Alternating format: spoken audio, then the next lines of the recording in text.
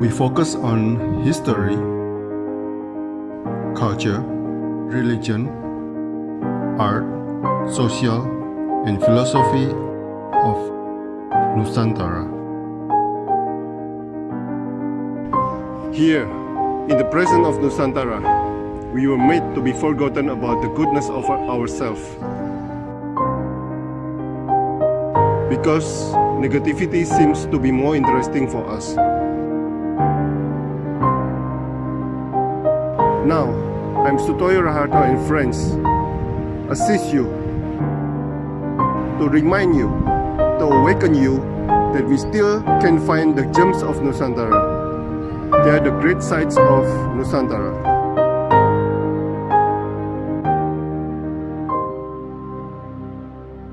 Beliau ini pemerhati budaya Tionghoa dan juga pemerhati Taoisme dan juga kalau bahasa Jawanya ngilmu ya. Jadi beliau juga mempraktekkan ajaran-ajaran Taoisme. Interesting, ini saya mempunyai 5 pertanyaan untuk Pak Ardian. Silakan introduction kok. Ya kalau saya sendiri boleh dibilang ya mungkin latar belakang dari nenek juga ya, keluarga juga. Ada beberapa yang boleh dibilang Taoisme dan tanda kutip itu kita sebut Taoisme rakyat ya dalam klasifikasinya gitu. Kemudian saya sempat di Taiwan juga ketemu ya boleh dibilang kita sebut hermit ya ataupun yinzi ya. Itu salah satu ciri khas di Taoisme gitu ya kita sebut yinzi itu. Dan yinzi itu lebih sulit ditemukan tapi dalam cerita terutama legenda orang-orang Tiongkok itu banyak yinzi. Misalnya Tung Fangsu, Zhuge Liang termasuk yinzi juga, Liu Powen itu termasuk yinzi. Jadi maksud yinzi itu adalah mereka semua yang mempelajari Taoisme, baik dari segi filsafat maupun segi ilmu, tapi mereka itu tidak pernah mau menampakkan diri ke masyarakat. Gitu. Dan mereka itu lebih terpanggil kalau dalam negara itu dalam keadaan kacau, mereka turun, membantu masyarakat, kemudian mengundurkan diri lagi. Jadi ada Tung Fangsu yang begitu, kalau Zhuge Liang dia tidak mengundurkan diri. Liu Powen mengundurkan diri, Zhang Liang mengundurkan diri, itu yang kita sebut kategori yinzi gitu. Jadi mereka enggak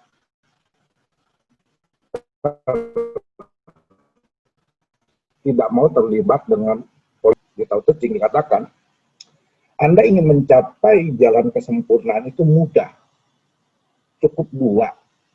Nggak perlu rumit-rumit, jangan terjebak pada kekuasaan, kedua jangan terjebak pada materi, itu tokoh. Jadi mereka semua tidak mau terjebak pada materi gitu. Dan kekuasaan, jadi ya mereka tidak mau show off gitu. Nah, kebetulan ketemu yang bisa ya, seperti itu, jadi ya mulai menggali lagi dari sudut historis, sudut mitos, dan juga berbagai macam hal lainnya. Gitu. Wajah kebetulan saya juga suka dengan filsafat ya akhirnya ya. Jadi lebih ke arah pembahasan filsafat gitu, dan psikologi sih 2 poin ini. Ya kalau secara lineage saya itu generasi kedua-dua dari sektor Lungmen ataupun bahasa Inggris Dragon Gate itu sektor generasi kedua-dua dari branch-nya Shenzhen. Tapi juga mempelajari dengan beberapa orang itu yang kita sebut Chengyi, terutama Qingwei, sektornya Qingwei. Itu. Ya, itu aja kurang lebihnya sih. Jadi, kalau misalnya disebut pendeta nggak berani lah. Karena kalau dia menyebut dirinya pendeta itu berarti dia harus pegang sumpahnya gitu. Dan sumpahnya sama seperti biku, silanya itu dari 5 sampai ratusan gitu. Jadi kalau mereka menyebut dirinya pendeta ya siap-siap aja pegang silanya gitu. Oke, go.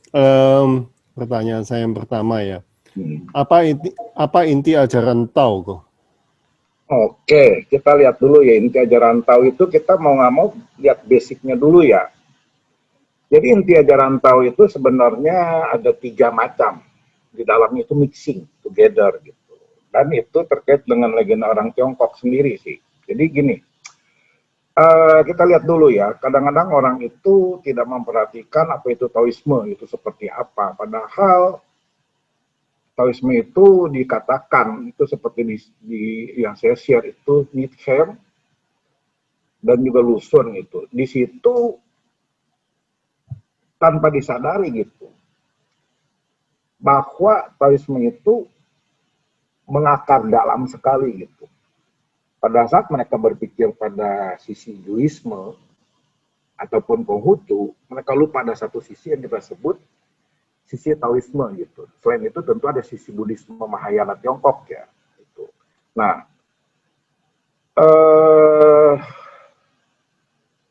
gini, ini saya skip dulu. Nah, mungkin sebelum kita lihat dulu, Taoisme itu dibagi 3 kelompok besar ya. 3 kelompok besar dalam artian pemisahannya dulu. Contohnya karena permasalahan kata ya. Sering kali orang ngomong Taoisme itu adalah filsafat. Ada yang bilang Taoisme adalah agama, sama seperti ada orang ngomong Buddhisme itu filsafat, sama juga seperti ada yang bilang Buddhisme itu agama. Itu juga menimpa pada agama Buddha dulu. Kemudian berubah. Karena konsep Barat waktu melihat apa disebut agama itu agak berbeda ya. Karena kata isme itu sebenarnya ajaran. Mereka waktu itu menyebut yang disebut agama itu cuma 2 sih. Protestan dan Katolik. Yang di luar dari itu adalah isme. Sehingga kita orang, masyarakat orang Tiongkok sendiri sering terjebak pada konsep isme sebagai ajaran gitu. Padahal kita lihat ada istilah Buddhisme, Hinduisme, Taoisme, Buddhisme, banyak isme-ismenya gitu. Bahkan kita ada istilahnya Marxisme, Sosialisme, itu kan rancu tumpang tindih kan. Tapi kalau dalam bahasa Mandarin udah jelas beda. Misalnya ini ya, kita lihat gini. Ini ada istilah yang sering ada di dalam teks-teks gitu. Dalam teks-teks yang terutama membahas agama, membahas filsafat. Misalnya Tao Chia, Zhu Jia, Fo Jia, Tao Jiao, Zhu Jiao, Fo Jiao, Tao Xie, Zhu Xie, Fo Xie. Nah ini, mungkin yang paham bahasa Mandarin akan bisa membedakan, tapi masalahnya di kita ini sulit membedakan. Nah pembedaannya sederhana. Jia itu mazhab filsafat, Jiao itu agama, Xie itu logi. Misalnya Kristologi, Islamologi, itu termasuk Xie. Dengan Jiao itu agama. Ya, saya skip lagi untuk lihat pokok-pokok ajarannya. Nah, semua agama, dalam hal ini kita lihat Taoisme sebagai agama ya, bukan sebagai mazhab filsafat. Setiap agama itu pasti memiliki satu mitos ya, atau legenda lah. Di mana Taoisme itu juga mengenal legenda seperti itu, yaitu mereka menyatakan bahwa pendiri Taoisme itu adalah Kaisar Kuning atau Shen Yun Huangdi. Itu menjadi basic agamanya nanti. Kemudian Lao Tzu, kita semua udah tahu Tao Te Ching yang dibahas, yang membuat ada satu pemikiran tentang apa itu Tao. Kemudian ketiga, ini boleh dibilang pemimpin agama atau kita sebut Jiao Zu. Nah dari sinilah, dari Tang Taoling inilah, Taoisme secara agama sudah terbentuk secara institusional. Memiliki sistem pengajaran, memiliki wilayah pengajaran, memiliki sistem kepanitaan, memiliki kosmologi. Karena itu banyak yang menganggap Taoisme itu agama asli orang Tiongkok, sesuai dengan konsep-konsep keilmiahan Barat gitu dalam mengklasifikasi apa itu agama. Karena itu Taoisme disebut agama yang asli lahir di Tiongkok berkat Tang Taoling ini. Jadi ini sebagai backgroundnya dulu ya, latar belakang supaya kita paham ya. Karena kalau enggak akhirnya akan meloncat-loncat antara filsafat Taoisme dengan agama Taoisme gitu. Ini.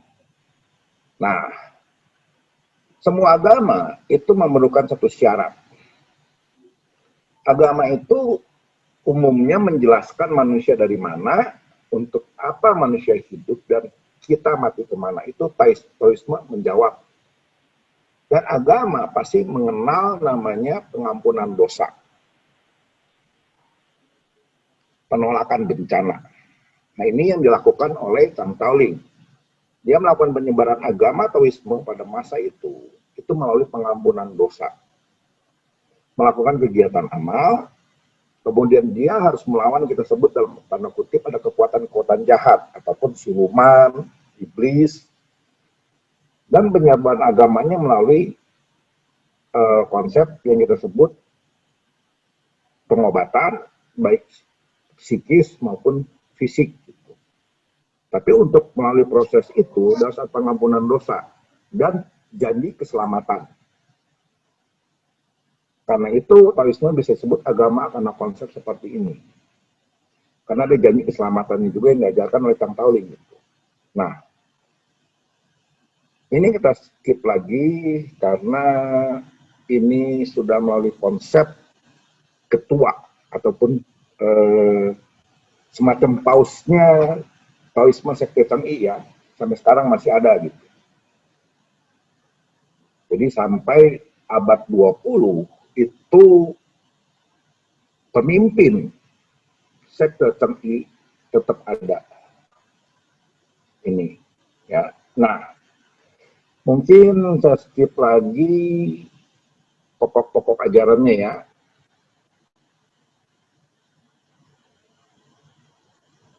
Nah, pokok ajaran agama Tao itu sederhana. Jadi Taoisme itu kalau kita klasifikasi itu termasuk monisme, bukan politeisme, bukan monoteisme. Monisme itu sebenarnya itu adalah konsep orang Tionghoa ya. Jadi membedakan dengan konsep-konsep Abrahamik. Jadi pusat senternya itu adalah Tao itu sendiri. Nah, uniknya adalah Tao itu maha besar dan maha kecil. Jadi nggak cuma maha besar aja, harus maha kecil. Kemudian juga dia itu adalah sifatnya bunda ataupun ibu, bukan bapak. Jadi sifatnya lembut. Boleh dibilang ini konsep teodisia ataupun ketuhannya Taoisme lah, kurang lebih seperti ini gitu. Nah, yang dimaksud monisme adalah bahwa kita semua itu berasal dari Tao dan kita memiliki bagian dari Tao. Jadi semua seluruh alam semesta ini setara. Panenteisme dan monisme itu bersifat evolusi. Jadi bedanya adalah di Taoisme itu menyatakan bahwa Tao ataupun yang kita sebut U ataupun No melahirkan satu melahirkan dua melahirkan tiga melahirkan semua. Nah, saya artikan Tao itu adalah primer source ataupun sumber utama yang ada seluruh alam semesta ini. Sumber itu perlu daya gerak dan daya kembang, dan kita sebut Te ataupun kebajikan.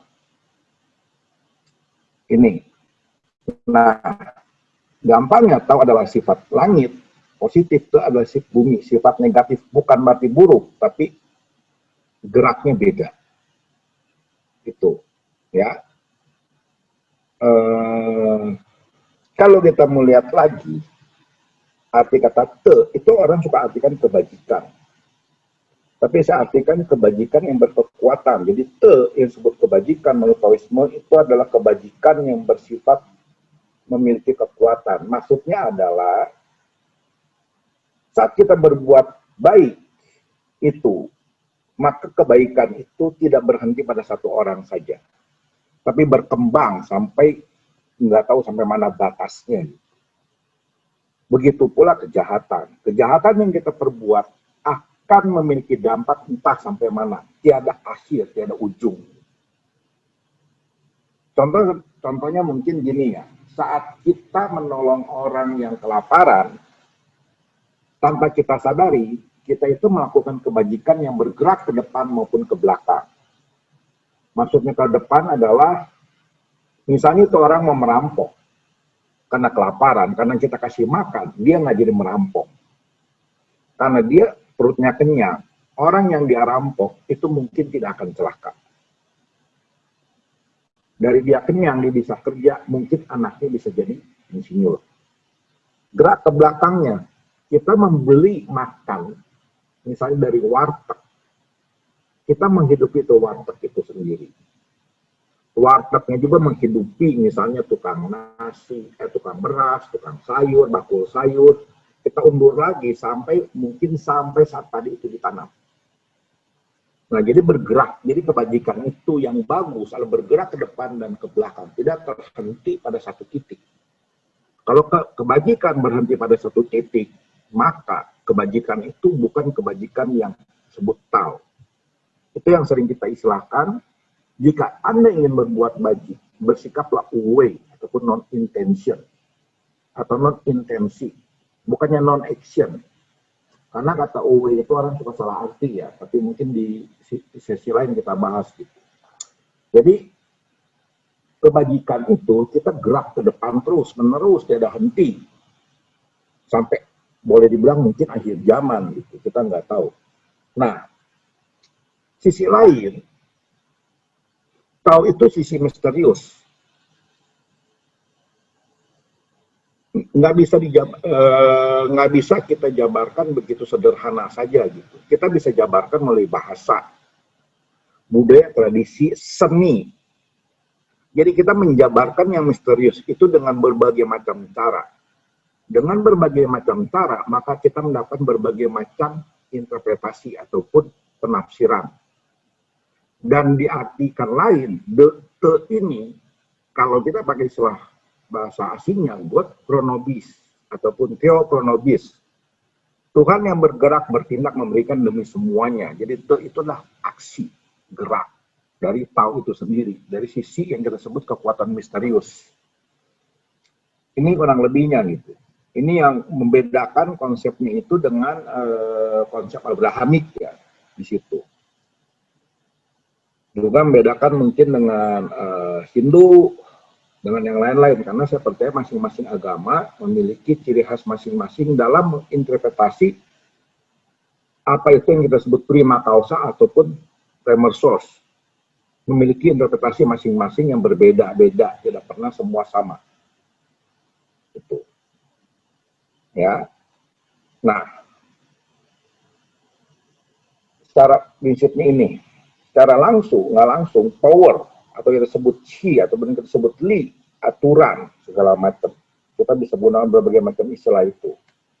Nah, dalam prosesnya itu, tahu itu harus memiliki sifat-sifatnya. Sifat-sifat tahu itu sendiri.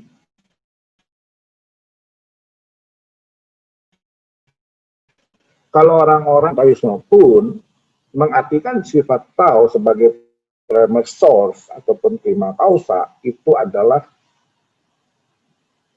si itu kosongnya itu bukan berarti hampa ya, tapi kosongnya itu lebih ke arah angka 0.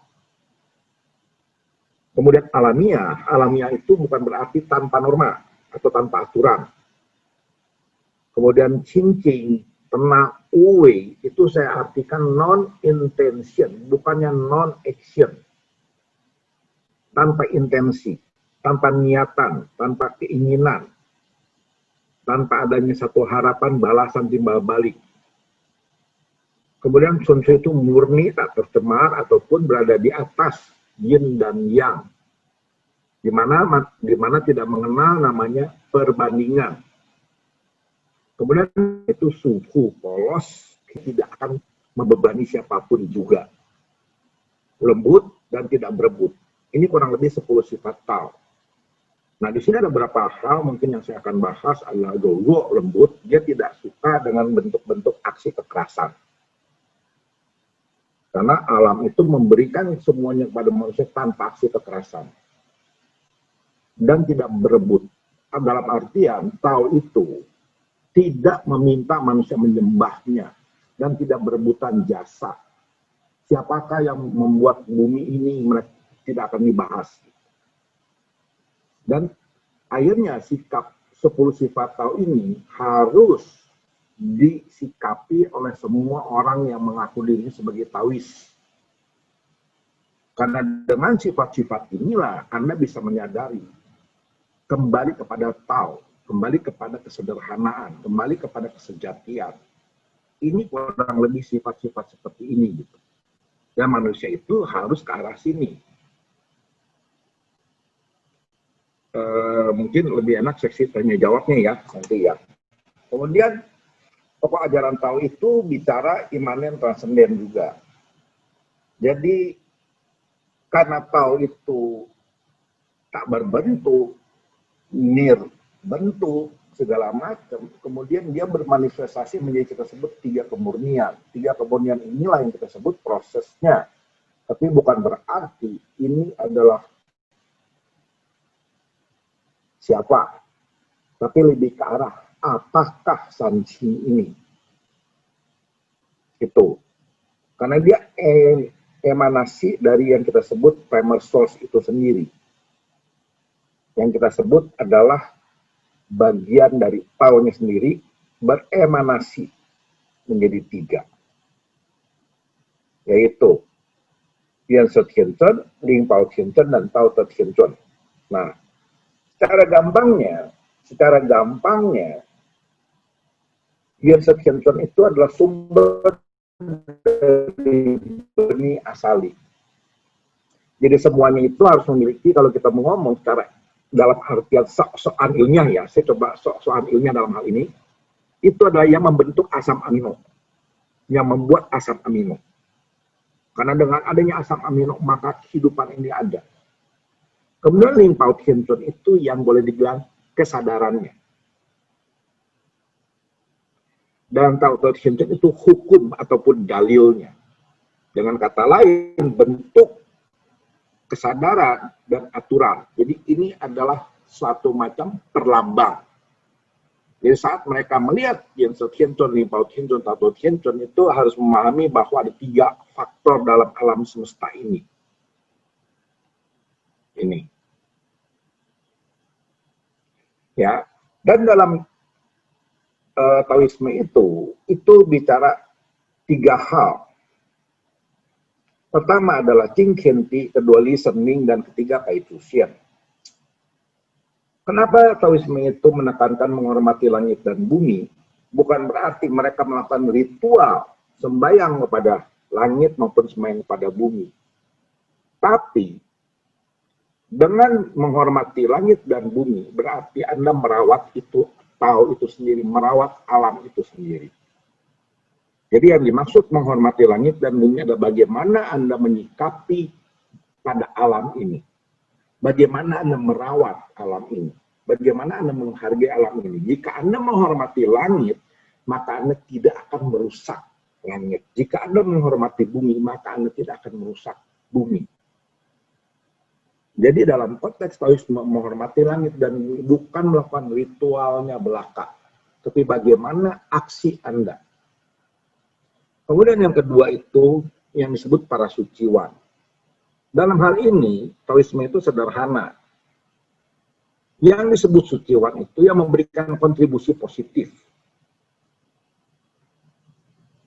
Barang siapa yang memberikan kontribusi positif, maka mereka layak dipuja. Dan layak diikuti sebagai role model. Jadi dalam hal ini, nggak aneh misalnya kalau orang-orang yang mengaku sebagai Taois, dia tidak akan anti dengan Buddha Sakyamuni. Karena dalam konteksnya mereka, seorang suciwan itu yang bisa membuang kekuasaan dan materi. Jadi banyak sekali orang-orang kita bisa sebut suci karena mereka itu benar-benar tidak terkungkung ataupun tidak dijajah oleh materi maupun kekuasaan. Jadi bukan kesaktian dalam hal ini. Jadi mereka menghormati karena faktor-faktornya itu sebagai role model. Kemudian yang ketiga, itu para leluhur itu juga dihormati. Dan konsepnya itu sederhana sekali sebenarnya. Anda tidak mungkin sembahyang pada Sanchi, Anda tidak mungkin sembahyang pada Kuangko, Anda tidak mungkin sembahyang pada siapapun yang tersebut suciwan, kalau Anda belum bisa belajar menghormati yang terdekat. Siapa? Ya leluhur kita. Gampangnya, Anda bisa menjadi seorang filantropis, menyumbang kemana-mana, tapi Anda sendiri pada tetangganya aja udah hitungan, kejam gitu pada tetangga. Dengan kata lain, mungkin kalau kita lihat dalam konteks zaman sekarang ini, banyak orang-orang menyumbang dengan jumlah luar biasa, tapi kekayaannya itu dia dapat dengan memeras bawahannya. Itu tidak akan bisa disebut menghormati leluhur. Karena konsep menghormati leluhur itu adalah bagaimana Anda menyikapi yang terdekat dahulu. Bagaimana Anda menghormati yang terdekat dahulu. Banyak orang kan yang kelihatannya suka beramal, ternyata dianya itu juga kejam pada bawahannya. Pelitnya bukan main sama bawahannya, tapi dia royalnya bukan main pada lembaga keagamaan. Itu nggak bisa. Jadi maksud menghormati leluhur itu adalah bagaimana Anda menghormati yang terdekat dahulu. Ini kurang lebihnya ya. Gitu. Jadi dalam hal ini adalah dihormati langit, bumi, penguasa, kerabat, guru, teman. Dan ini juga ada di Judaisme. Jadi ini menjadi satu kesamaan. Bahkan yang Buddhisme Mahayana Tiongkok pun akan menyebut ini juga. Ya. Nah, dalam Taoisme itu, karena konsepnya monisme itu, dewa itu bagi 3 kelompok besar. Pertama itu dari alam uci atau alam suwung atau alam nol dalam bahasa saya, kemudian adalah alam kutub agung ataupun alam satu. Kemudian alam bumi ataupun alam realita kita hidup sekarang. Dan yang tertinggi itu adalah Sanchi. Ini contohnya Iwang Sangti itu dari alam uci. Sanqing, Tai, Toumu, itu alam-alam uci semua. Hua Tianchuan, Si Wangmu. Jadi sebelum alam semesta ini terbentuk, mereka sudah eksis. Itu konsepnya Taoisme. Kemudian alam Taiji itu alam saat proses alam semesta terbentuk. Itu juga banyak.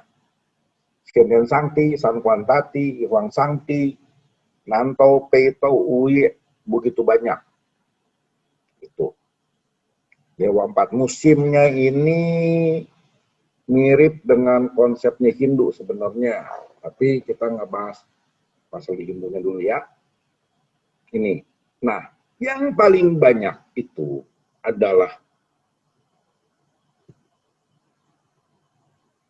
ini. Jadi ini boleh dibilang alam Tai Chi itu semua berasal dari nafas Tao. Dari Tao itu sendiri atau kita sebut Tao Chi ataupun Fan Chi. Dalam teks-teksnya mereka gitu. Dan ini yang paling banyak. Boleh bilang dewa dari alam manusia ataupun Xian Suci. Ini Matsu, Kung Tzu, Tao Kuming, Tang Taoling, Quan Kung, ditumpin terus itu begitu banyak. Jats Bao pun, Wang Zhen Wang, Xue Changchun, Qin Shui.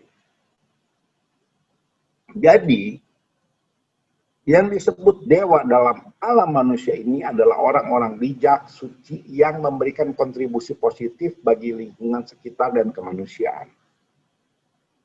Jadi dalam konteksnya ini, tidak perlu orang itu menjadi pertapa. Tidak perlu menjadi sakti untuk menjadi bagi masyarakat. Bagaimana saat Anda berkontribusi itu?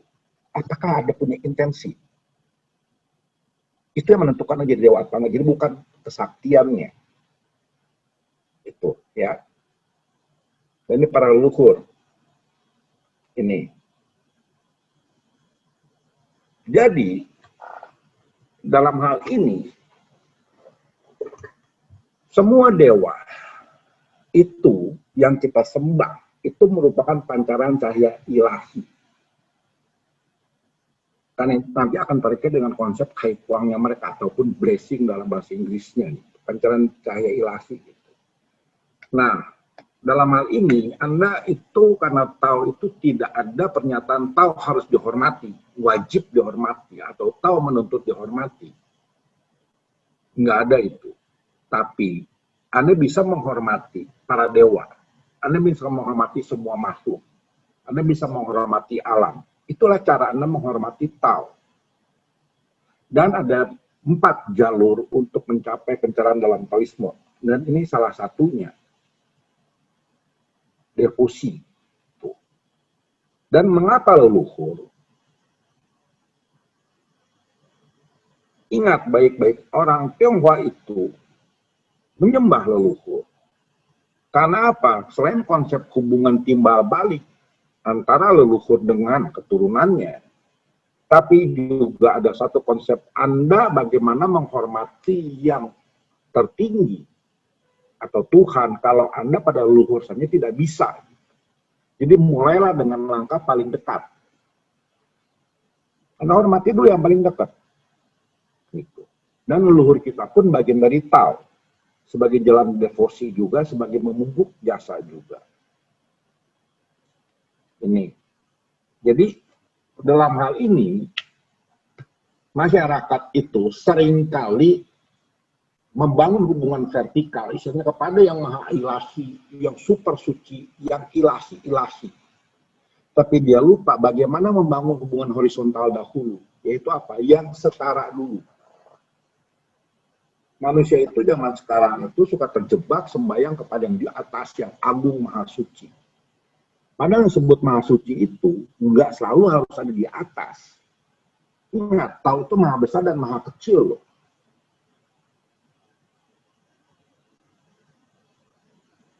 Bukannya maha besar saja, tapi dia juga maha kecil. Jadi di paling bawah sekalipun itu ada Tao. Sekitar kita pun itu Tao.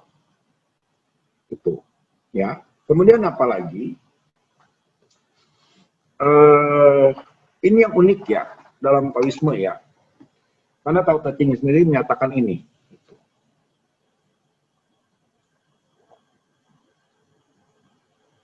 Siapapun bisa mencapai pencerahan itu, dan siapapun bisa jadi pemimpin ritual, siapapun bisa jadi pendiri sektor, siapapun bisa menjadi kepala biara. Jadi laki dan perempuan setara di situ. Hanya saja dalam budaya paternalistik, nantinya beberapa institusi Taoisme juga akan terpengaruhi oleh konsep paternalistik itu.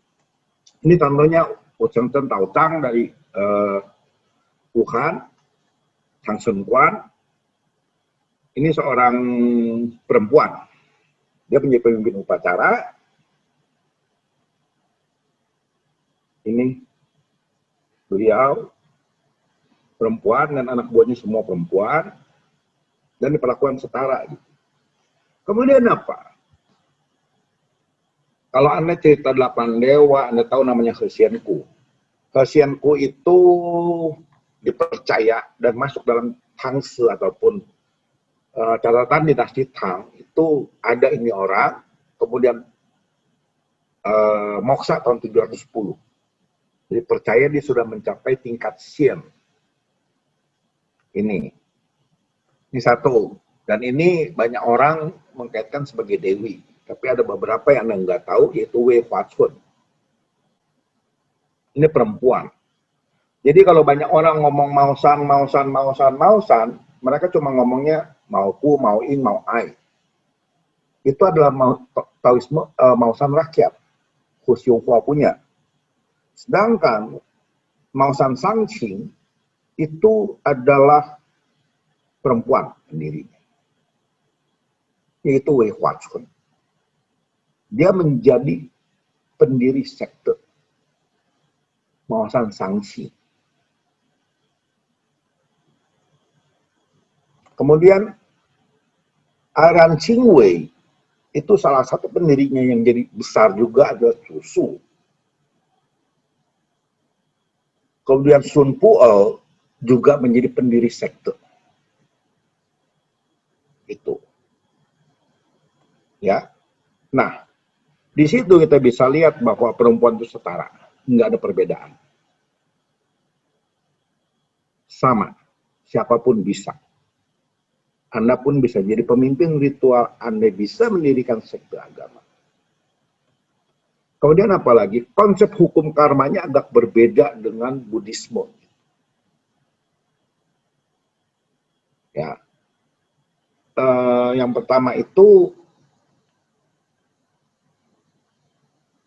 karmanya itu bicara karma genetika. Menurun ke bawah. Dan pada Taoisme itu, tidak ada konsep namanya kejahatan. Harus dibasmi, harus dimusnahkan, harus dibunuh.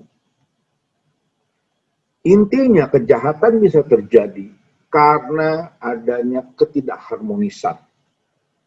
Maka seorang Taois itu bagaimana mengembalikan keharmonisan itu. Dan semua yang namanya jahat itu tidak dihancurkan, tapi ditaklukkan atau didamaikan. Dan dikembalikan kepada Tao. Karena itu banyak dalam kisah-kisah dewa-dewanya mereka, banyak sekali bawahan para dewa itu mantan siluman. Jadi mereka tidak membunuh itu siluman, tapi mereka menyadarkan, wahai siluman, kamu sadarlah kamu salah jalan. Karena ada tidak keseimbangan, ada tidak keadilan, ada berbagai macam hal, maka damailah hatimu. Jadi tidak membunuh binatang, tidak membunuh siluman, yang artian ini. Karena apa? Konsepnya menjunjung tinggi dan menghargai kehidupan. Jadi, mereka tidak mengenal menegasi ataupun membasmi siluman itu harus mati musnah. Karena itu mereka menyatakan dengan kebijaksanaan menaklukkan semua jahat. Itu hueli fucumo. Itu salah satu konsepnya gitu. Ini yang paling pokoknya gitu. Ya. Kemudian apakah karmanya itu adalah bicara mewarisi dan menanggung. Jadi kita tanpa kita sadari, kita itu mewarisi karma dari leluhur kita. Makanya kita kadang-kadang sebagai orang Tionghoa itu sering suka dia ngomong, kamu jangan kurang ajar ya sama orang tua. Nanti awas anak kamu kurang ajar sama kamu. Itu konsep Changfu. Itu masih ada. Kemudian kita kadang suka ketawa bilang, ya berarti dulu mama kurang ajar ya sama orang tua. Gitu. Makanya dibalas gitu. Nggak seperti itu. Nggak sesederhana itu. Oke ya. Kita harus tahu dasar pemikirannya dari I Ching, Kunhua. Itu kalau satu kelompok memupuk kebajikan pasti ada hal yang baik. Satu kelompok memupuk kejahatan pasti ada bencana. Jadi dalam hal ini Taoisme menekankan kebersamaan, bukan individual, bukan individu. Kita ini jejaring alam semesta. Nggak ada yang bisa keluar dari jejaring ini. Kita ini semua saling terkait. Kita semua saling terkait. Nggak ada yang terkucilkan sendiri. Kita ini bagian dari jejaring alam semesta. Karena bagian dari jejaring alam semesta, maka kita harus memupuk kebajikan. Dan kebajikan itu tidak bisa Anda laksanakan sendirian. Harus dengan bersama-sama, artinya mendorong seluruh masyarakat. Tuh. Jadi dasarnya itu di situ dulu. Ya. Yang disebutnya ini, manusia dengan, tadi kan jejaring alam semesta. Berarti manusia dengan alam itu saling berinteraksi. Nggak bisa kita pisahkan. Nggak ada orang itu boleh dibilang, saya tapa aja di gua, gitu. Sendiri, hidup sendiri. Atau mungkin, tetap ada interaksi dengan alam.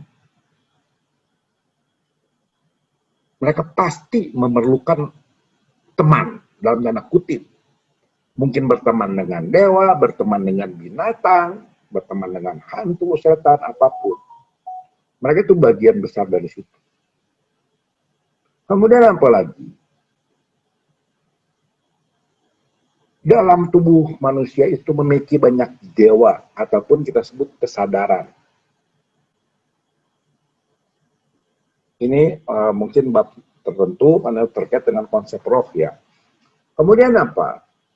Ini secara sederhana, jika Anda merusak alam, maka alam akan membalik, menghantam manusia.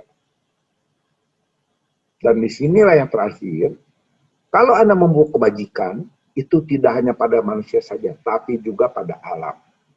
Itu salah satu konsep fungsinya. Kemudian akhirnya menjadi melenceng sekali. Function zaman sekarang. Padahal sudah dikritik oleh Lietzo waktu itu pada saat function itu melenceng. Itu 2000 tahun lalu sudah kritik function yang melenceng. Karena function itu sebenarnya memupuk kebajikan kepada alam. Bukan hanya kepada manusia saja. Ya, ini konsepnya bahwa kita itu sebenarnya dalam hidup ini saling mengambil. Saling berinteraksi, semua saling mengambil tanpa kita sadari. Contoh paling sederhana gini, Ko Yung Yung minta saya sharing Taoisme. Berarti kan Anda semua mengambil pengetahuan tentang Taoisme dari saya. Tapi di sisi lain, saya pun akan mengambil dari Anda. Bukan materi, tapi waktu Anda yang saya ambil. Itu yang kita sebut saling mengambil. Anda mengambil sesuatu, Anda harus ada yang timbal balik. Apa? Gampangnya waktu. Waktu yang diambil. Itu. Dan juga menurut Hai Ping tadi seperti saya katakan, kekuatan kebajikan, kekuatan kejahatan itu bergerak terus. Atau kita sebut butterfly effect. Nggak akan berhenti pada satu titik. Itu. Dan di sini menekankan adalah tekad masyarakat untuk memperbaiki. Jadi jangan selalu menyalahkan situasi terus-menerus. Jangan-jangan kita membuat situasi itu terjadi. Contoh sekarang COVID, kita ngomong kasarnya. Mewabah terus-menerus, kita langsung teriak-teriak. Wah, ini pemerintah nggak benar, ini apa nggak benar itu. Kita berperan nggak sih mencegah itu? Belum tentu.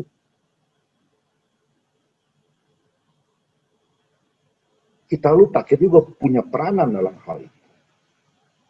Jadi nggak bisa timpakan, wah presidennya nggak becus. Gitu. Lihat dulu masyarakatnya bagaimana. Seperti itu gitu, ya. Jadi gampangnya, kebersamaan itu menjadi tanggung jawab kita semua. Seorang manusia, misalnya membabat hutan sampai rata, dampaknya itu tidak berhenti pada dirinya saja, tapi alamnya dan masyarakatnya, dan berkelanjutan terus. Ini, ya, ini saya nggak bahas karena waktunya juga mepet. Ini juga saya nggak bahas. Ini, kita itu lupa ya, kita sebagai manusia itu selalu mengeksploitasi alam, membangun peradaban. Terus menerus, membangun kehidupan kita selalu lebih baik. Kita lupa kasih nafas pada alam untuk memperbaiki dirinya. Kemudian, dalam hal itu contoh pernah mengatakan, teknologi yang membuat manusia itu hidup lebih nyaman, belum tentu membuat manusia lebih nyaman. Tapi malah membuat batinnya menjadi tergesa-gesa.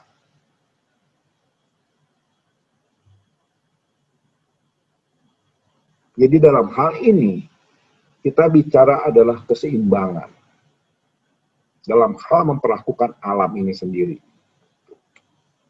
Ini dua contoh, ada perbuatan manusia, ini adalah contoh Agent Orange, yang dilakukan oleh Vietnam, oleh Amerika pada perang Vietnam, dan ini yang dilakukan oleh sekelompok orang yang membabat hutan secara habis-habisan. Ini akibatnya apa? akan ada pembalasan.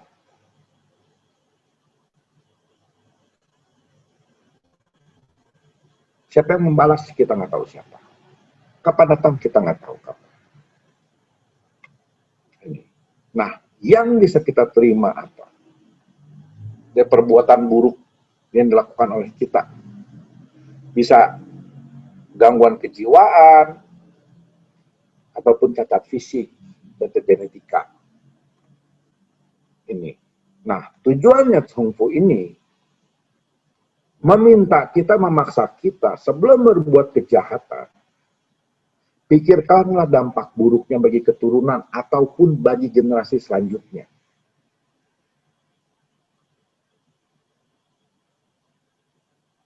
Pada kita hidup sekarang, misalnya kita itu di daerah yang banjir terus gitu di Jakarta, banjir terus. Kita pikir, apakah karena kesalahan leluhur kita dalam hal memperlakukan sungai? Bisa.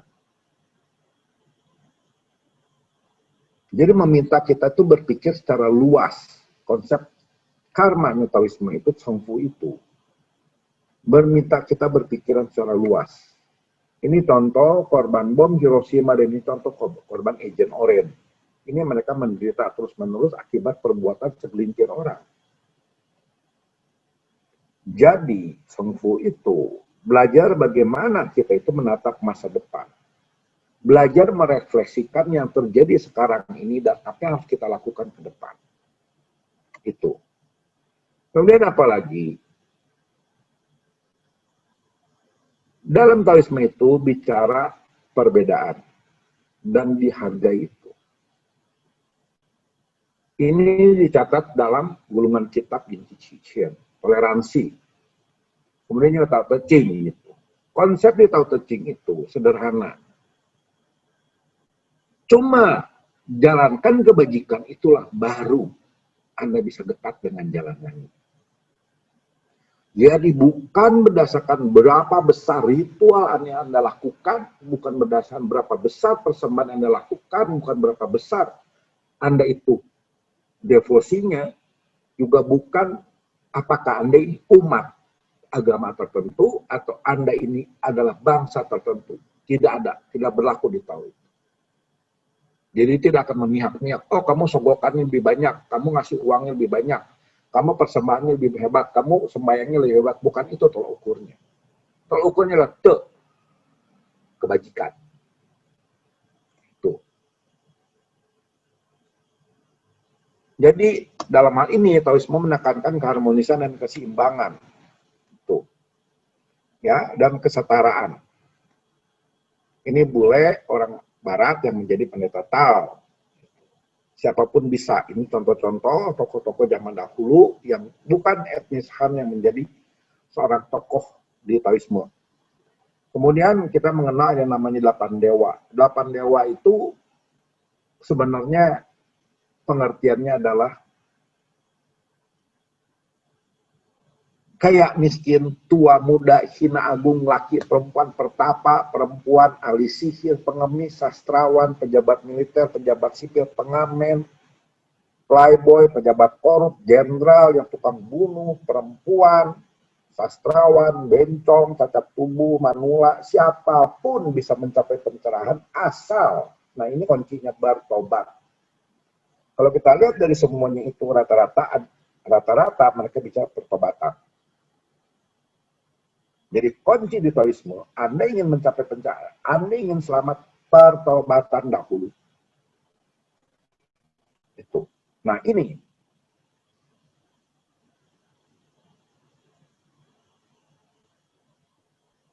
Seluruh alam semesta dan 7 miliar manusia itu adalah bagian dari Tao. Mereka menjalankan kebajikan orang Tao, karena itu setara. Jadi bukannya bilang, wah kamu itu bukan kelompok saya, nggak boleh.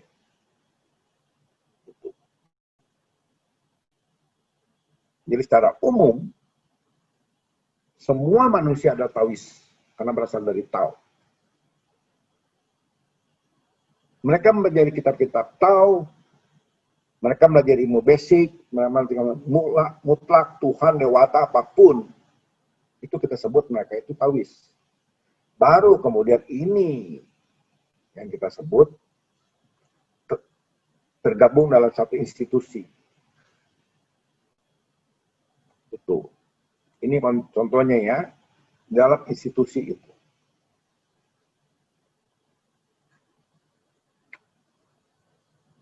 Artinya, kemudian juga bicara welas asih pada semua makhluk. Oke, sampai sini dulu dah. Kira-kira begitu dulu pokok-pokoknya. Oke. Thank you. Karena banyak sekali pokoknya ya. Yang karma sama merusak alam itu interesting sekali itu. Interesting Ya, sekali. Iya. kalau ini kan umum ya, kebajikan, segala macam umum lah. Iya.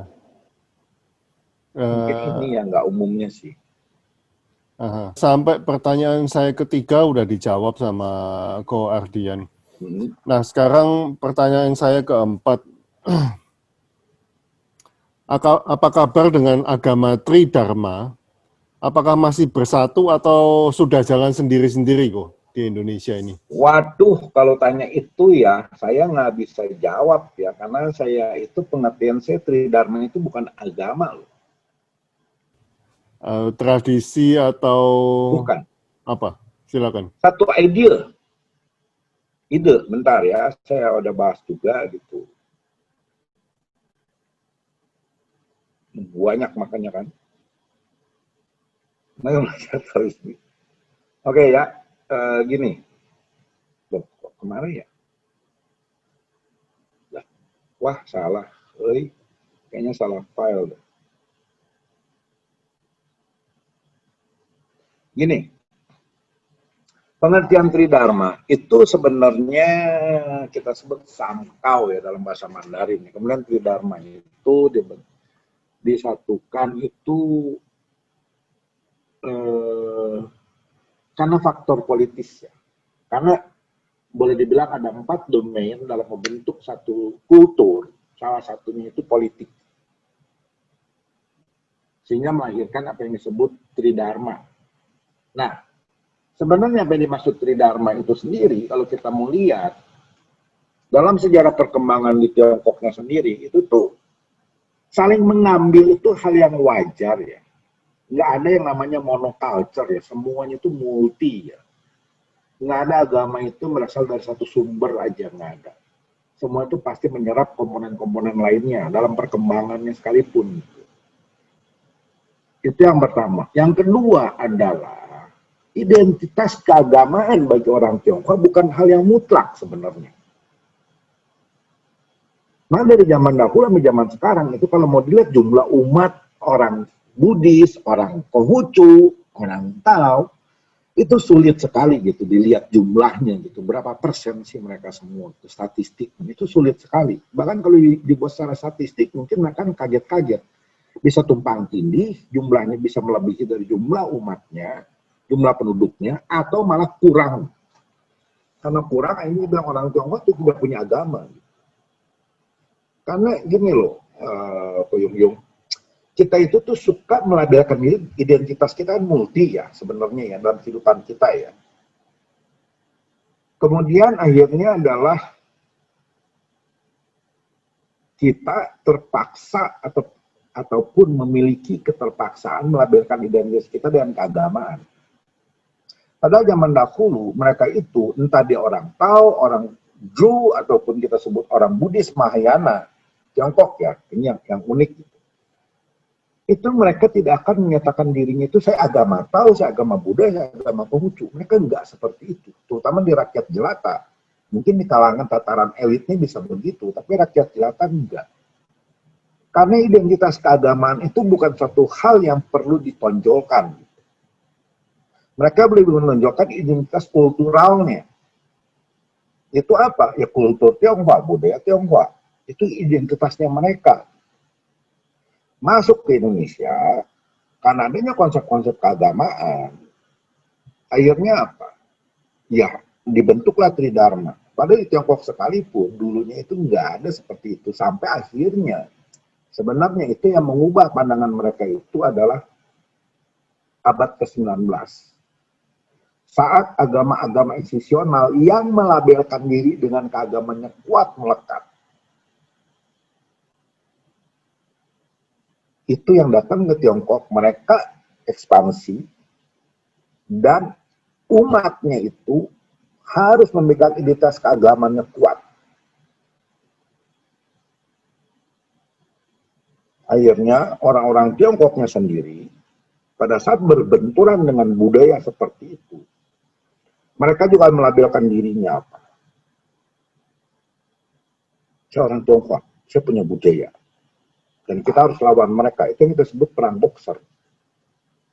Nah, waktu perang boxer itu, orang tahu, orang muda, orang dulu pun sama-sama maju. Melawan, boleh dibilang, agresinya mereka ya, yang melabelkan identitasnya kuat. Gitu. Nah, mereka semuanya itu, saat melabelkan dirinya sebagai agama, apa yang dibawa? Nggak ada. Kecuali beberapa orang gitu, yang melabelkan keagamaannya. Jadi kalau misalnya kita mau ngomong Tridharma di Indonesia itu secara institusional, kan itu memang faktor politik diperlukan untuk keberlangsungan budaya Tiongkok itu sendiri dan termasuk religiositas orang Tiongkok. Saya nggak mau sebut religion ya, karena religion itu agama jadi sempit, religiositas lah, jauh lebih luas. Dan dalam hal ini Samkau ataupun Tridharma dalam hal praktek itu udah nggak jelas. Udah nggak jelas. Contoh apa? Kuan Yin. Udah jelas-jelas itu dari Buddhisme. Kumara Jiwa dan Tang Sancang, Shentang yang mengartikan awal keswara. Kuan Sein sama Kuan Zucai. Diadopsi oleh siapa? Taoisme menjadi Cehang Tase. Rakyat jelata, mereka semua Pai Kuan Im. Apakah rakyat jelata akan mempertanyakan Kuan Im dari India atau bukan? Enggak. Malah mereka membangun mitosnya Kuan Im itu Putri Miaosan yang lahir zaman Sung. Setelah kult Kuan Im meluas. Kemudian apa lagi? Kita ngomong dalam bentuk tataran ide ya, bukan dalam tataran lembaga gitu. Kemudian apa lagi kita lihat selain Kuan Im? Contoh apa? Orang meninggal. Anda mau Buddhisme Mahayana sekalipun, Anda pasti ada bakar-bakaran rumah. Ada bakar-bakaran kertas, walaupun yang sebagian memprotes dengan kata-kata pencemaran lingkungan lah. Mereka sadar nggak sih bahwa yang bakar-bakaran segala macam itu konsep kepercayaan Tiongkok yang purba, yang udah ribuan tahun sebelum agama Buddha lahir pun, sebelum agama Tao lahir pun, sebelum agama Konghucu secara institusional yang dibentuk oleh Konghucu lahir, itu pun sudah ada. Itu dari konsep bakar-bakaran. Konsep dewanya, kita boleh tanya, orang Tionghoa mau agama apapun, ya, yang Samkau ini, kenal dia Mloong nggak? Pasti kenal. Kalau nggak kenal ya saya nggak tahu deh ya, tapi rata-rata kenal dia Mloong siapa? Raja Neraka. Tahukah itu dari Buddhisme? Jadi dalam tataran ID itu sebenarnya Samkau itu nggak bermasalah. Yang bermasalah dalam tataran lembaga. Ingat, di Taoisme itu tekankan dua yang menjadi rebutan manusia, kekuasaan dan materi. Jadi dalam hal ini, saya rasa Tridharma itu sebagai satu lembaga nggak jadi masalah asal menjadi wadah yang adil bagi perkembangan tiga agama ini. Tapi masalahnya kan Buddhisme Mahayana berdiri sendiri, nanti mungkin Taoisme berdiri sendiri, nanti mungkin di bawah Konghucu berdiri sendiri. Akhirnya apa yang terjadi? Rebutan umat. Kenapa? Karena jadi identitas diri. Ujung-ujungnya apa sih? Dua, kekuasaan dan materi. Ini menurut saya sendiri sih, kita lihatnya dari sudut mana gitu. Sudut sebagai lembaga, kah institusi atau sebagai ide. The way of life. Tataran hidup kita. Itu mungkin jawaban saya ya. Oke. Bagaimana perkembangan agama Tao di Indonesia? Apakah ada rencana untuk disahkan seperti Konghucu atau Gini, Buddha? Ya, silakan. perkembangan agama Tao itu di Indonesia udah lama sekali. Ini loh, kita lihat ya, kepercayaan suku Tionghoa dulu di Indonesia gitu. Sebenarnya samkau, gampangnya, melebur dengan uciao. Bahkan di beberapa tempat kita lihat interaksi dan peleburan kepercayaan masyarakat. Kenapa? Karena agama itu kita bisa bagi dua kelompok besar. Satu inklusif dan satu lagi eksklusif. Kepercayaan orang Tionghoa dalam hal ini, baik Wu, Tao, maupun Ru, maupun Fuo, itu bersifat inklusif. Berarti mereka bisa menerima dari luar. Dewa apapun mereka bisa terima. Jadi mereka tuh nggak aneh kalau di Jawa Barat ada yang Surya Kencana, Prabu Siliwangi di Kelenteng. Itu yang membedakannya dulu. Kita harus tahu dulu dah. Kepercayaan Tionghoa itu seperti apa gitu. Ya. Kemudian apa?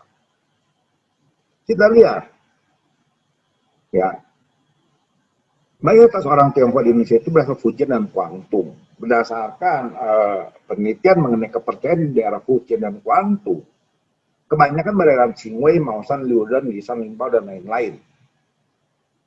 Dan waktu mereka nyebut Ihuang Sangti, mereka harus mau nggak mau mengkaitkan dengan zaman Sun, di mana Ihuang Sangti itu menjadi satu kult ataupun menjadi satu dewa yang disebut pemimpin.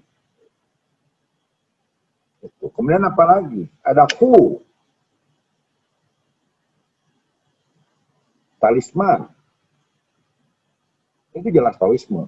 Tapi apakah Buddhisme tidak mengenal juga talisman? Mengenal. Dalam Tripitaka Buddhisme Mahayana Tiongkok ada talisman. Ada Hu. Kemudian ada tolak bala. Jadi ini udah ciri-ciri Taoisme gitu. Ini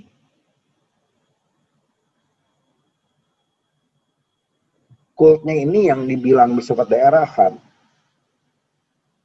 Jadi Tridharma. Jadi bagi saya, Tridharma itu lebih ke arah kepercayaan rakyat, bukan agama, kepercayaan rakyat. Ya. Nah, ini Taoisme udah ada. Tangsin, Qitong lah, terus udah gitu bikin hula segala macam, tetek bengek itu Taoisme gitu. Ini saya lihat ini, Tosu malah pokoknya, Singkawa, Mahakaruna. Ini contoh-contohnya Taoisme semua ciri khasnya. Walaupun pakai nama wihara, tetap ciri khasnya Taoisme.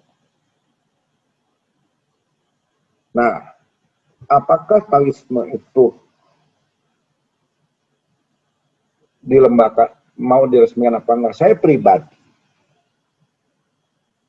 pribadi ya tidak mau Taoisme itu diresmikan sebagai negara, sebagai agama negara. Karena gesekan agama itu yang masih permasalahan di akar rumput. Karena nanti akan ada kebanggaan agama saya lebih hebat daripada agama kamu. Agama kamu itu bagian dari agama saya loh. Kamu tuh nyuri agama saya loh. Itu nanti jadi ada. Kenapa? Karena kesombongan egonya. Sebegitu pentingkah Taoisme itu diakui sebagai lembaga keagamaan yang diakui oleh negara? Buat saya nggak perlu. Toh biar bagaimanapun Anda mau tidak menjadi lembaga agama pun, itu sudah menjadi the way of life orang Tionghoa. Taoisme itu. Sama seperti Judaisme, sama seperti Buddhisme Mahayana Tiongkok, udah menjadi the way of life. Tanpa disadari, cuma kitanya aja mengkotak-kotakan. Akhirnya apa? Nanti akan benturan lagi antara Taoisme rakyat dengan Taoisme institusional. Itu yang jadi masalah lagi, karena ada Taoisme institusional dan disebut Taoisme rakyat. Itu akan ada benturan lagi. Belum lagi benturan lagi mungkin dengan yang Konghucu, dengan Buddha. Apa kurang kita berantemnya? Udah ribuan tahun loh orang Tionghoa itu pernah ribut sama agama loh. Akhirnya kita membuat satu toleransi, jadi mencari kesamaan ideal untuk meredam permasalahan benturan antar agama. Dalam dinasti Tang, itu sudah terjadi bentuk antara Zhou, Tao, dan Fu. Dan dua yang paling banyak masanya di akar rumput adalah Tao dan Fu. Anda bayangkan kalau itu jadi perang.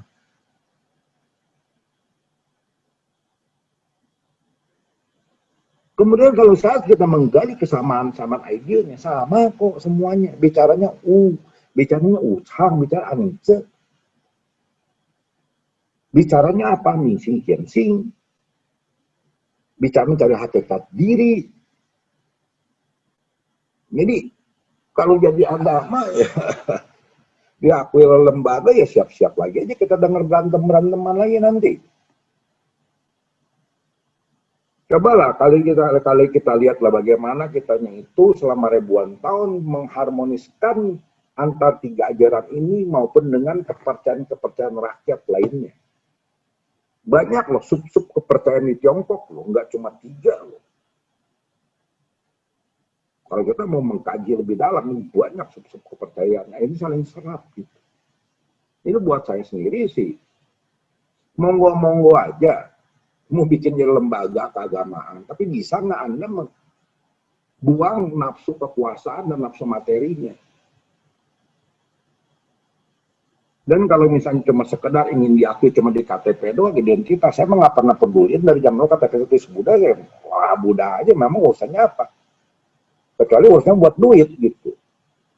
Ya tahu sama tahu lah, ada dana pengembangan umat kan.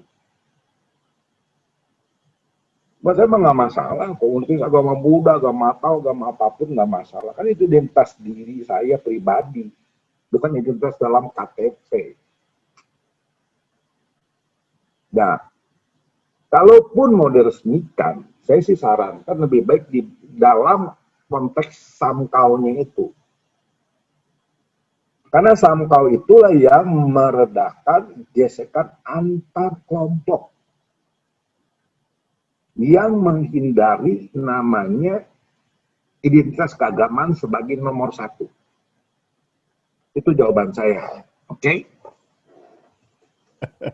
Tapi ada nggak beberapa orang tahu yang berjuang untuk menjadikan lembaga kok? Ya pasti ada aja kan, sama aja kalau ditanya ada nggak orang Konghucu yang berjuang? Oke. Ada kan? Ada. Tapi mereka lupa kan, kebersamaan itu jauh lebih penting daripada identitas kelompok. Oke. Pak Muslim silakan. Ini, ya silakan Pak Muslim. Saya santai ya. Ya, baik. Terima kasih. Salam kenal, Pak Andrian. Oh, salam kenal, Pak. Jadi, nama memang Muslim, marganya Lim, jadi Muslim. Lim Chan, Pak. Baik. Terima kasih, Pak, atas waktunya dan pertanyaan. Jadi, sangat bagus dan setuju saya tadi dengan yang Bapak sebutkan itu semua. Hanya ada satu tadi yang ingin saya mohon petunjuk tadi ya. Tadi kalau tidak mendapat pencerahan, itu bisa juga mencapai kedewaan. Jadi pertanyaan itu ini, kalau mendapat pencerahan, itu sampai di alam mana? Nah, ini menurut kepercayaan ya. Kalau tidak mendapat pencerahan, dia sampai di alam mana? Itu 1, 2 tadi. Ketiga tadi samkau tadi. Kalau pengertian yang saya pelajari, kaunya itu ciao adalah ajaran. Ada ajaran, ada ciao i, pendidikan, ada ciao hua, pencerahan, ada tau hua. Nah, itu nanti kalau salah nanti tolong dikoreksi. Setelah itu tadi mengenai tadi mau dijadikan lembaga, kalau jadikan lembaga Majelis Tinggi Agama Taoisme itu nampaknya bagus sekali. Karena sekarang kalau di Medan pun banyak kurang terarah itu semua. Jadi direbut oleh orang yang berkepentingan. Nah, jadi saya sebagai Ketua Matakin Sumatera, ini kami rangkul, kami luruskan semua. Seperti yang Bapak tadi sebutkan, saya menaikkan dia ke on the rail kembali. Jadi jangan seperti yang tadi. Kira-kira demikianlah. Kalau nanti yang kurang apa, mohon petunjuk, mohon masukannya. Terima kasih. Oke. Silakan. Saya jawab satu-satu dulu ya. Ya, silakan. Saya nggak kacau ya. Bentar, saya close dulu chatnya. Oke, bentar. Saya agak-agak kecilin dulu. Ini sebenarnya karena waktu terbatas ya Pak ya. Saya itu ada penjelasan mulai dari agama dulu. Jadi saya itu mulai dari kita sebut etimologinya ya. Gitu. Gini loh, kalau kita lihat bahasa Mandarin, zaman dahulu, zaman Tang, zaman Nanpei Chao, zamannya tahun 300-an Masehi lah kita ngomong, sampai tahun 1000-an Masehi itu banyak agama-agama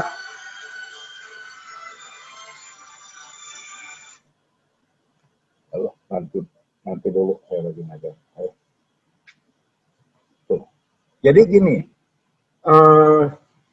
kita lihat ya, bahwa di Tiongkok zaman dulu itu begitu banyak agama asing yang masuk. Salah satunya itu Kristen Nestorian. Dalam bahasa Mandarin disebut Qingjiao ataupun Wojiao. Pakai kata Jiao lah. Kemudian agama Islam, Qingzhenjiao atau yang kita sebut sekarang Huijiao. Dulu sebutnya Qingzhenjiao. Kemudian agama Hindu dulu Tiongkok nggak masuk ya. Akhirnya masuk belakangan ya. Abad 21 lah semua agama masuk lah. Udah zamannya global ya. Sebutnya Sintu Jiao. Tapi kita lihat teks zaman dahulu, Moni Jiao ataupun Manisme. Jadi kata Jiao itu zaman dahulu menunjukkan pada satu konsep agama. Tadi saya katakan bahwa awal itu agama itu menggunakan di Barat yang pertama kali menggunakan kata isme untuk menunjuk agama lain. Contohnya apa? Buddhisme, Judaisme, Hinduisme. Bahkan awal-awal Islam pun disebutnya Muhammadisme. Kita lihat lagi apa yang disebut Sintoisme. Semua di luar dari Protestan dan Katolik mereka menggunakan kata isme.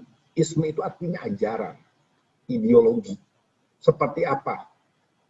Komunisme, kapitalisme. Itu loh Pak. Jadi secara etimologinya dulu kita lihat ya.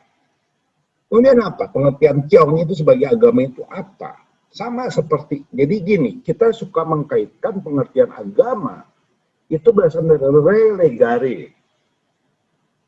Kembali, mengikat kembali. Sedangkan kalau kita lihat dari bahasa Sanskrit, a, tidak, gam, kacau. Sama seperti pengertian Tiong. Orang tuh suka bilang kalau Tiao itu adalah xiao. Enggak juga, ini kata pu. Ini, contohnya ya. Jadi ini pengertiannya menurut Suowen Jiezi. Suowen itu karya Sison.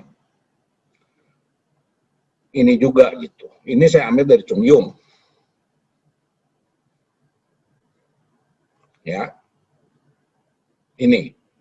Jadi, bagi saya, agama itu suatu ajaran mengembangkan hakikat asali manusia yang baik adanya agar selalu berjalan dalam koridor 5 kebajikan utama. Di mana sebenarnya ini pengertiannya di sini. Coba kita lihat. Jiao adalah ajaran tentang tataran sosial masyarakat dengan lingkungan dan keseluruhan alam, memiliki ritual untuk menyelaraskan atau mencapai hal itu. Dengan kata lain adalah relasi atau hubungan antara manusia dengan berbagai hal yang ada, baik tampak maupun tidak tampak, baik sesuai nalar maupun luar nalar. Judaisme punya, Pak. Atau kita sebut Konghucu itu punya, seperti itu. Kalau kita bicara isme, ajaran, lebih ke arah mazhab filsafat. Itu jawaban saya Pak yang pertama ya. Kemudian pencerahan dalam lain. Oke, kita harus lihat dulu ya. Sebenarnya ya, mudah nggak sih kita itu untuk bisa membuang rasa haus kekuasaan? Bisa nggak kita itu membuang rasa haus materi? Materi gampang, kekuasaan yang susah. Karena kalau kita bisa membuang rasa kekuasaan itu berarti kita sudah melihat manusia apa adanya. Apakah itu bukan orang cerah? Tercerahkan. Tapi kita itu menganggap tercerahkan itu harus selalu dengan meditasi, tapa, masuk surga tingkat berapa, segala macam. Itu ada klasifikasi. Sedangkan kita bisa lihat, ya, banyak orang-orang yang berkorban untuk sesamanya tanpa berpikir demi kekuasaan, tanpa berpikir demi nama besar. Kalau Bapak sebagai orang Matakin, maka ada kata sanpusyo, 3 hal yang tidak lapuk. Lite, lien, likung. Pertama lien, lite, likung. Apa itu? Apakah itu bukan berarti orang yang bisa mencapai pencerahan? Apakah itu yang diminta? Kita itu harus seperti itu. Jadi, pencerahan itu kita terlalu kompleks yang lihatnya terus soal sulit sekali. Anda harus mencapai tingkatan begini, menjadi begini, tingkatan yang menjadi begitu. Sebenarnya sederhana loh. Ini ya, saya share, tapi mungkin waktunya nggak cukup. Jadi gini, intinya adalah manusia untuk mencapai pencerahan itu sederhana. Pernah dengar perkataan Kungcu, cawen tau, pagi mendengarkan tau, sore hari ataupun setelah matahari meninggal pun tiada kusesali.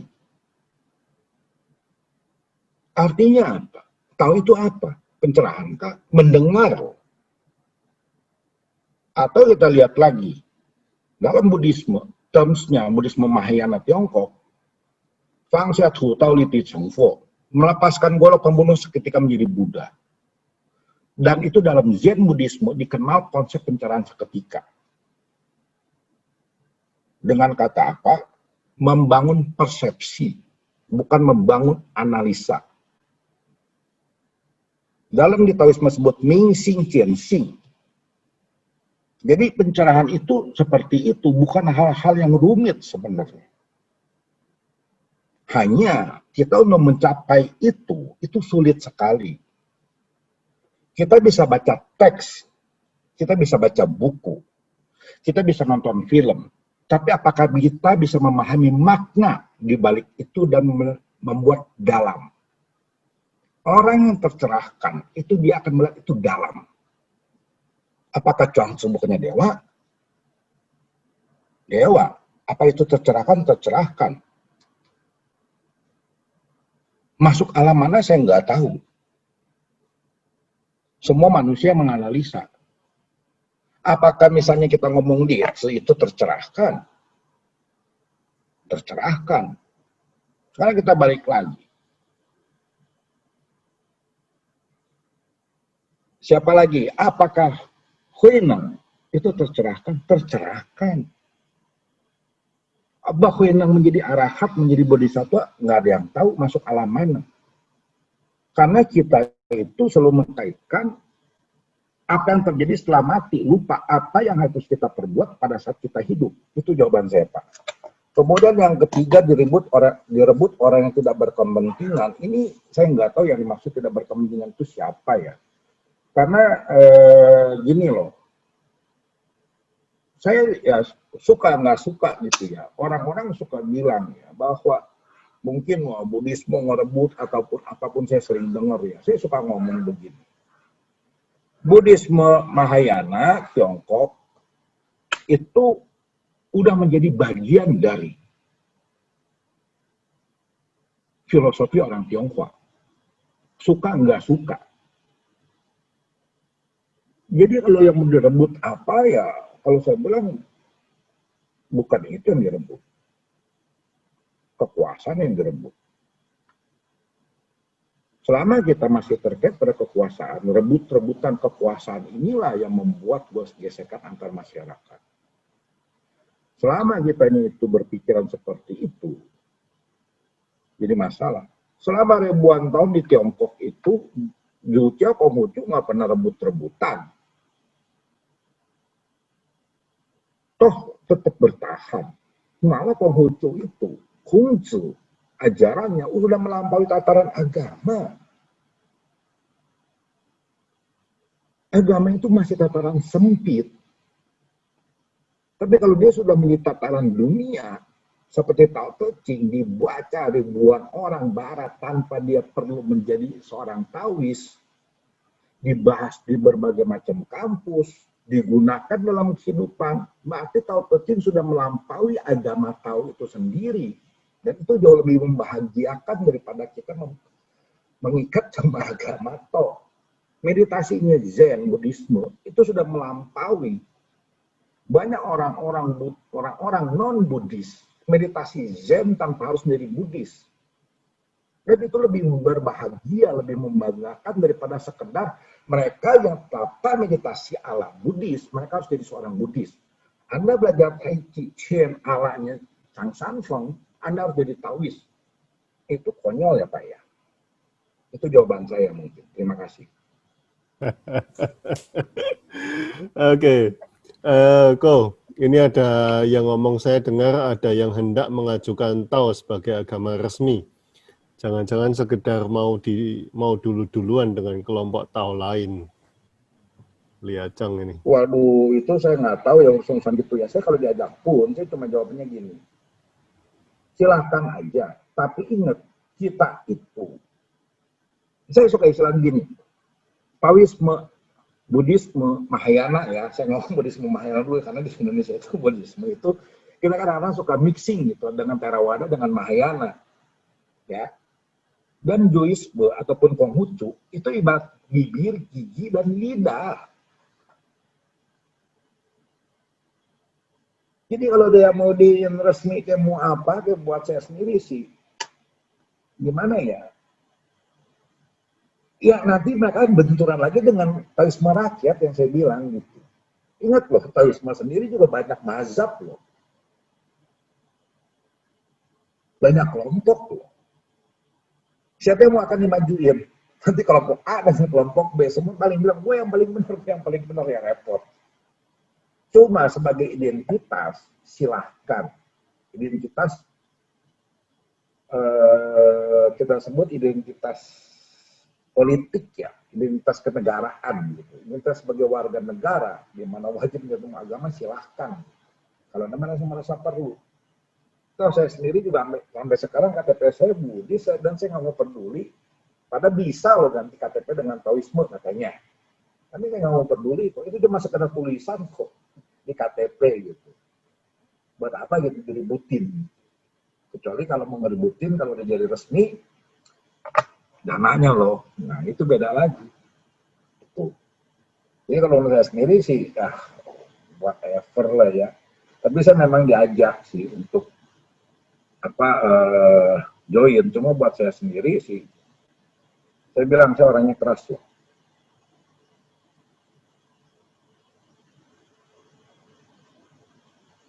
Saya nggak mau peduli ya, mau nyebutin nama saya juga nggak mau peduli. Buat apa? Toh, akhirnya juga akan rebut-rebutan. Saya tuh pendeta loh. Makanya kan saya minta maaf si Ko Yung, jangan tulis saya pendeta. Karena saya belum sanggup pegang aturannya. Kalau saya udah sanggup, silakan tulis. Tapi karena saya belum sanggup, ya maaf-maaf aja. Gitu. Oke, pertanyaan lain? Pertanyaan lain. Oh, ini ada yang mau minta PPT-nya. Bisa nggak share PPT? Silakan nanti hubungi Ko Ardian sendiri. Mereka menyebut nama Ko Ardian juga loh. Ya gitu. Silakan kalau ada yang mau bertanya lagi. Halo, malam. Ya, selamat malam. Silakan. Ya, boleh sharing sedikit ya. Saya Lianto dari Lombok. Oke, silakan. Ya, jadi gini, mungkin untuk sekedar sharing ya. Mungkin ada beberapa pemikiran bahwa Tao itu harus mempunyai suatu wadah atau lembaga. Kenapa demikian? Karena begini, kalau kita lihat semakin lama itu kelenteng kan semakin sepi ya. Satu contoh pada diri saya ya, pada keluarga saya. Pada saat saya kelahiran 82 ya, pada saat saya masih kecil, itu kelenteng itu ramenya bukan main. Nah, begitu sekarang pada masa anak-anak saya, kelenteng itu sepi, nggak begitu rame. Malah dari zaman kakek saya sampai dengan anak saya sekarang, kelenteng itu cuma ada satu aja. Tapi wihara itu luar biasa, berkembang pesatnya itu luar biasa sekali.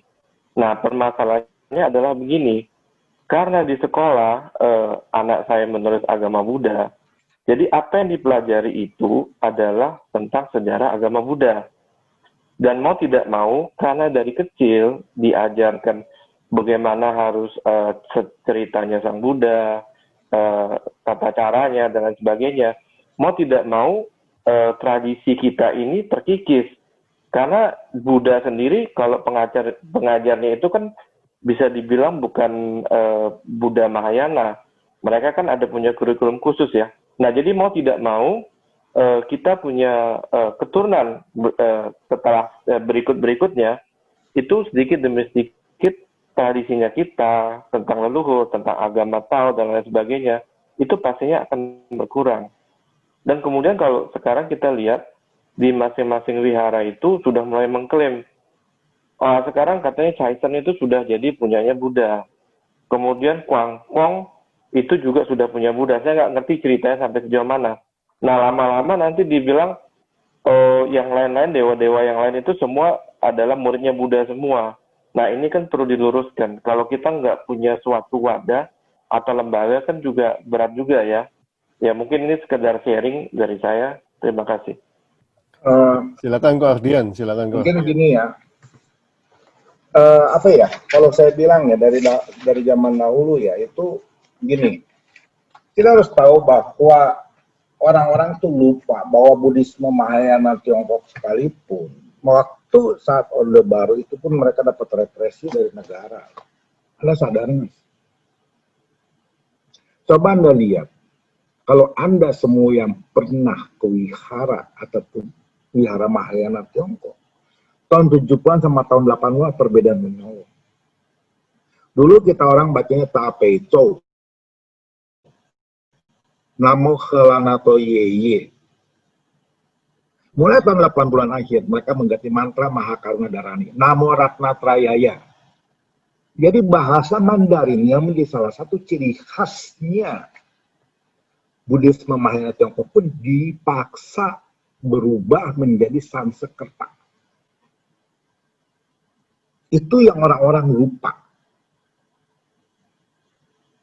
Soalnya Mahayana itu merebutlah, apalah segala macam. Mahayana itu ditekan loh waktu itu juga.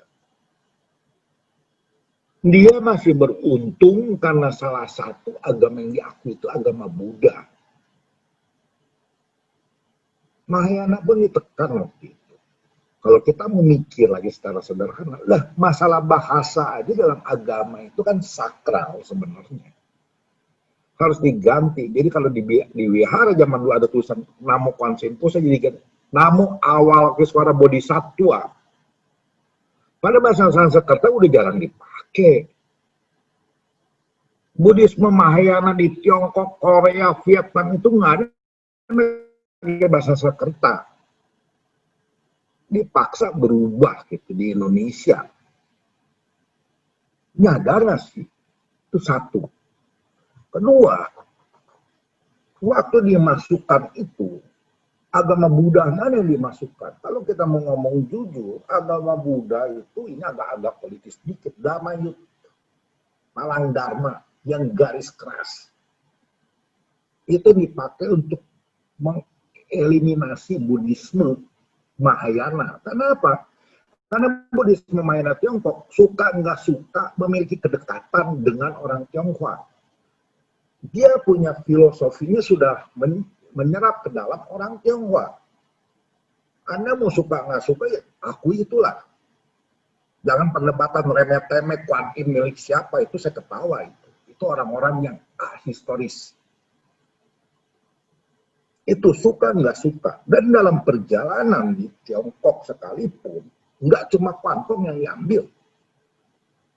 Kwantong itu dimiliki 3 agama.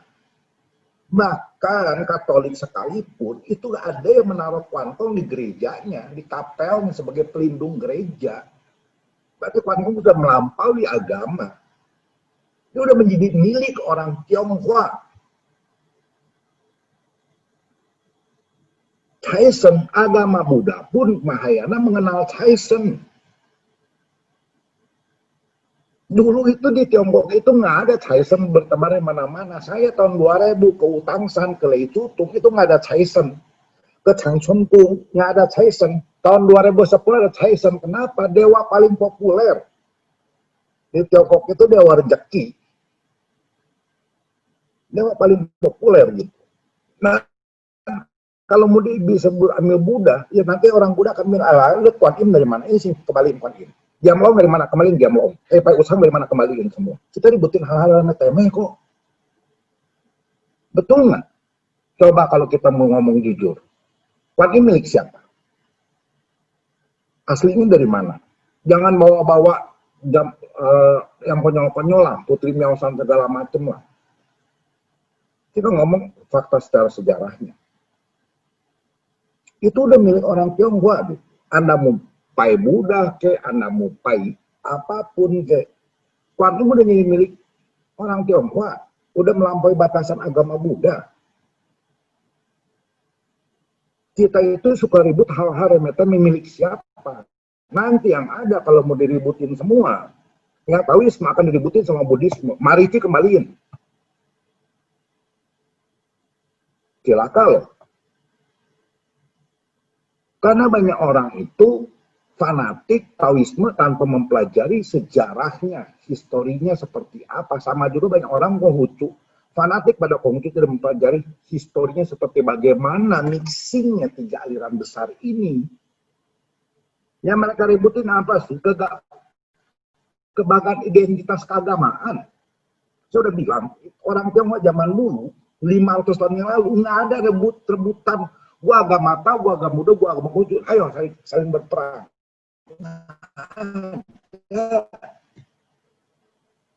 Kalau zaman Tang, ya. Tapi itu pun tataran elit. Tapi tataran elit itu yang paling jadi racun. Tang Xintung, Tang Taichung dikumpulin, itu pentolan Buddhis, pentolan Tao, pentolan Konghucu. Kamu punya ribut akan mengganggu stabilitas negara, akan mengganggu ketentraman negara. Ayo, kamu orang yang ribut. Kalau dibiarkan, kita orang udah perang agama. Dan di Tiongkok ada 3 hal yang paling anti.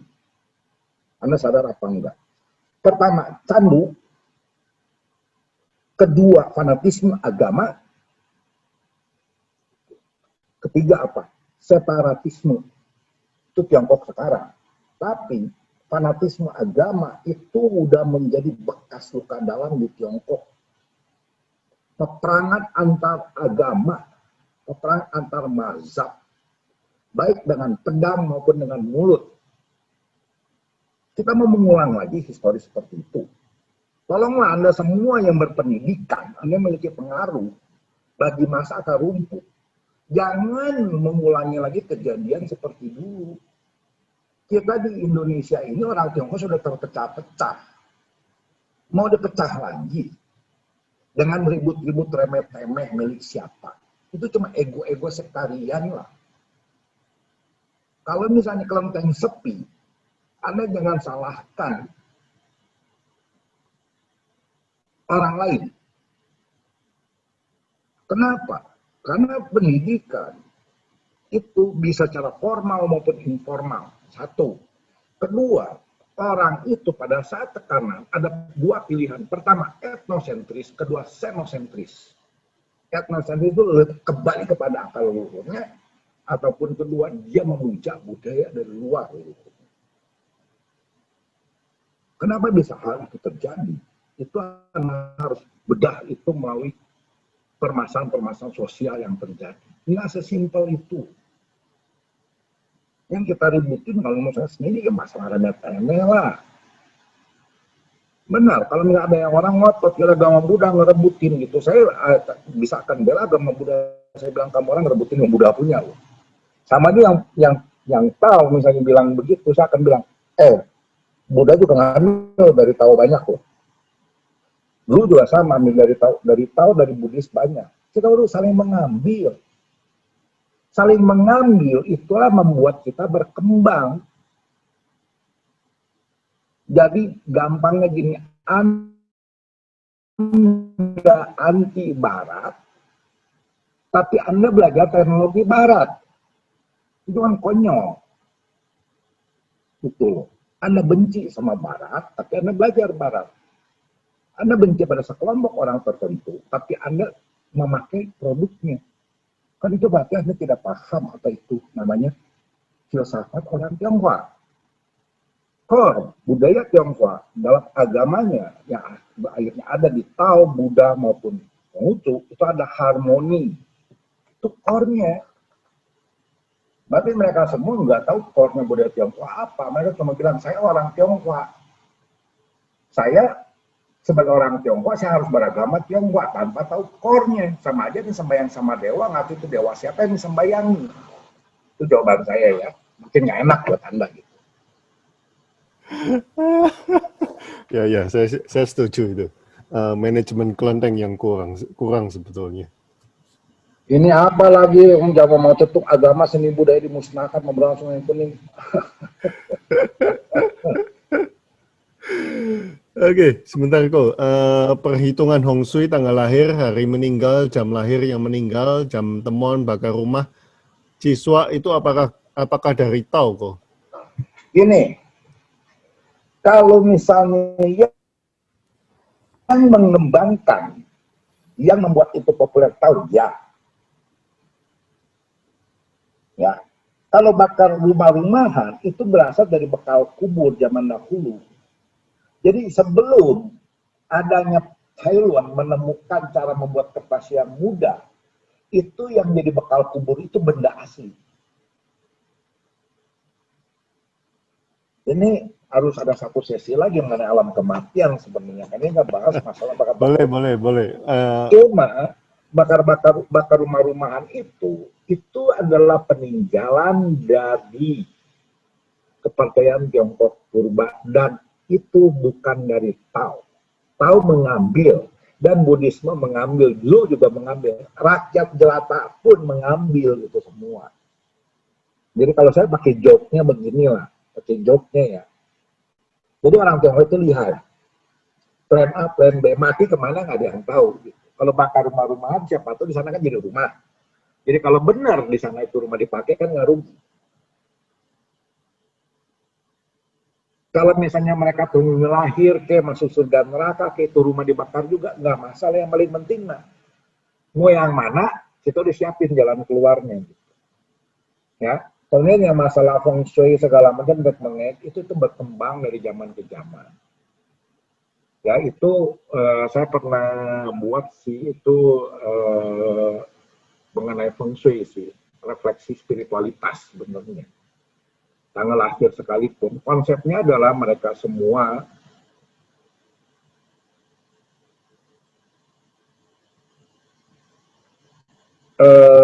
itu supaya kita itu harmonis dengan alam. Jadi gini, feng shui, tatsu, suwei, apapun namanya, itu agar kita bisa harmonis dengan alam. Karena kata kunci itu harmoni. Harmoninya bagaimana? Nah, cuman sayangnya menjadi bagaimana Anda kaya. Itu menjadi masalah. Gitu. Itu jawaban saya ya. Gitu. Oke, ini yang terakhir kok. Pak, maaf seperti yang tadi saya bicarakan di awal adalah kita sharing. Perlunya sebuah lembaga bukan untuk saling klaim atau memulai permusuhan, namun untuk mempertahankan visi misi setiap lembaga tentunya beda.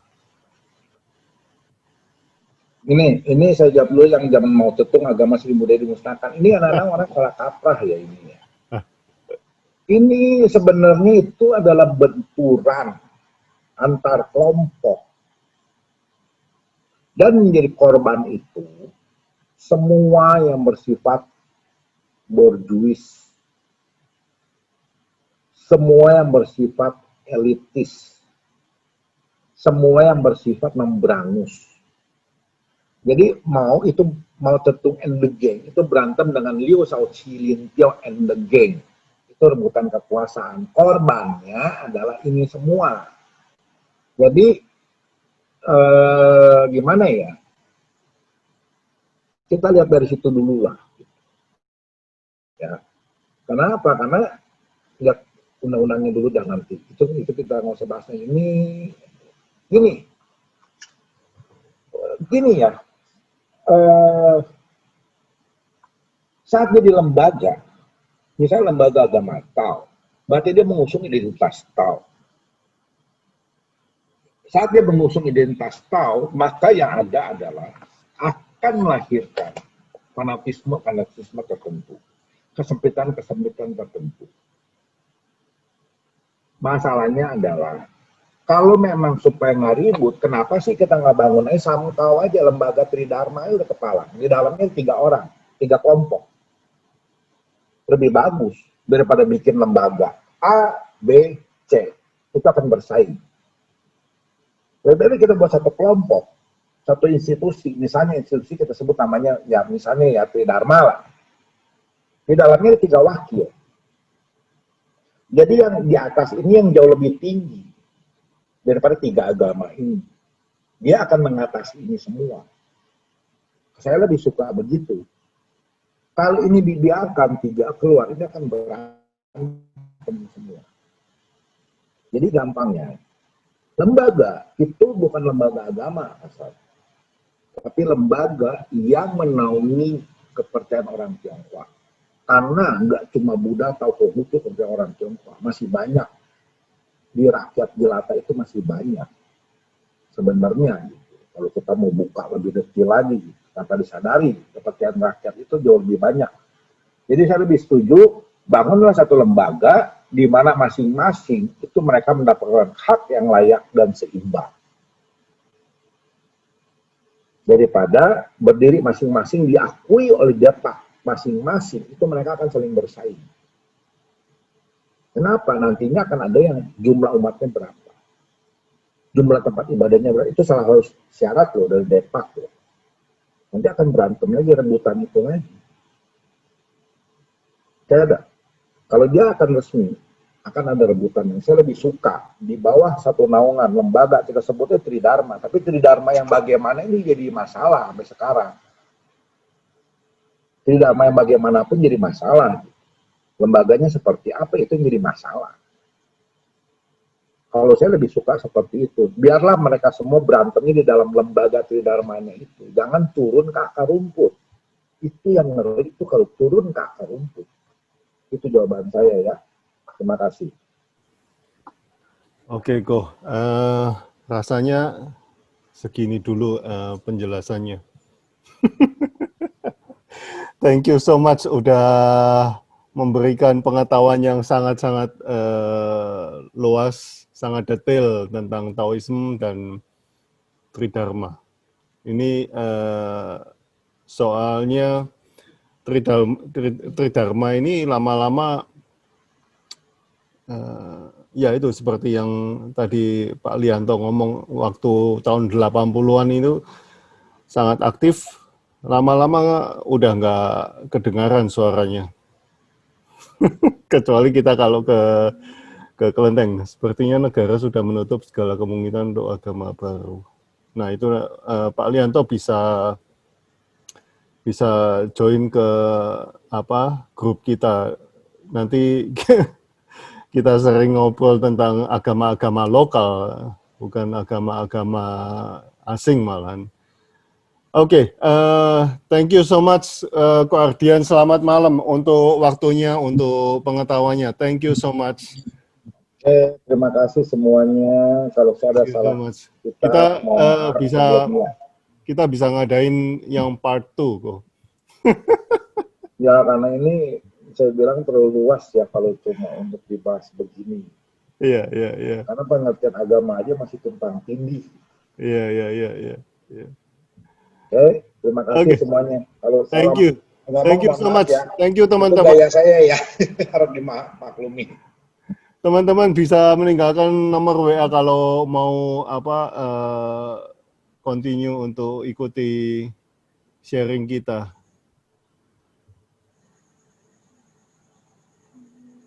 Thank you Oke, so saya much, tinggal. Ko.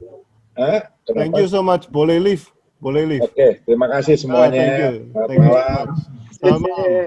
Chang Lao Tse, xie. Terima kasih Chang Lao Tse. Ya, sama-sama. Yuk. Kita generasi muda yang ditakutin itulah tadi. Congkok, Chonghua, Wenhua. Bisa habis nanti kebablasan. Iya. Terima kasih. Ya, nanti kita ngobrol-ngobrol lagi dengan apa nih Pak siapa? Ya. Pak Muslim. Pak Muslim Yo, yo. ya. Ya, kapan-kapan kita ngobrol lagi lah. Ya. Ini yang jadi permasalahan kita sih sebenarnya. Ya.